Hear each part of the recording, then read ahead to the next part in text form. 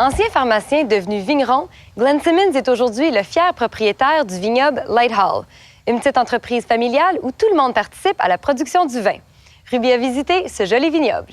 Si ça ici, ça aurait été ma première année, je pense que j'aurais pu faire des gaffes dans le vignoble facilement. D'une année à l'autre, on continue à augmenter nos connaissances de base et puis les choses finissent toujours de mieux en mieux.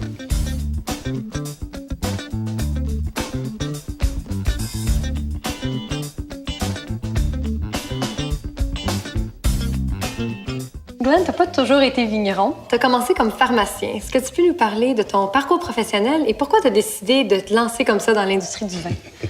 Je pense peut-être un jour, j'ai bu une bouteille de trop puis j'ai signé un contrat, mais non. En fait, j'ai jamais vraiment super aimé la pharmacie.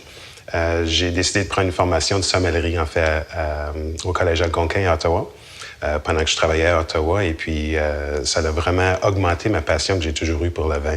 C'est plus ou moins que j'avais une pharmacie à Ottawa, en fait, et puis je l'ai vendu au même temps que le vignoble ici était à vendre. Donc, j'ai vendu un, j'ai acheté l'autre, et puis me voici 4 ans et plus tard.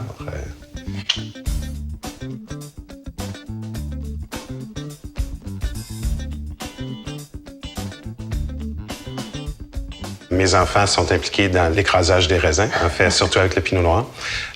Mais autrement, ils viennent m'aider à remplir le pressoir. Ils m'aident à déguster les jus, non les vins, mais les jus à la presse.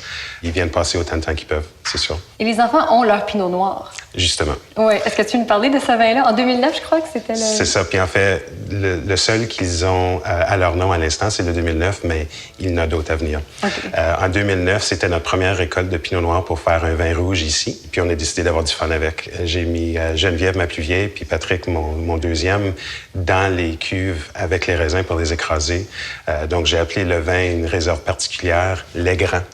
Avec 4 enfants, c'est les 2 plus vieux, alors les grands qui ont écrasé les raisins. C'est leur vin en particulier. Est-ce qu'ils ont goûté? Pas encore. OK.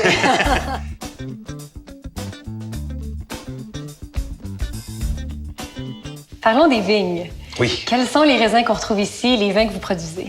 Ici, à Lighthall, j'élève du chardonnay, du pinot noir et du vidal. J'ai 5 acres de chaque, alors en termes de quantité, j'ai 15 acres en total sous la vigne. Ici, il y a une cuve très spéciale. Est-ce que tu peux nous en parler? Justement, j'ai une cuve ici de 5000 litres en béton.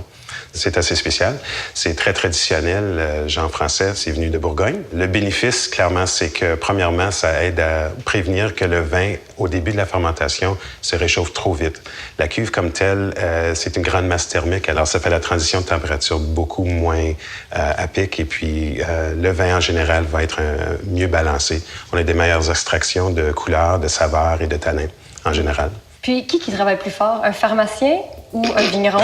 Il n'y a pas question. C'est sûrement un vigneron. Il n'y a aucune question. Ils m'ont fini la journée avec un verre de vin. Là. Exactement. Pas si pire c'est que dur ça. à battre, c'est sûr. Merci beaucoup, Glenn. C'est un plaisir.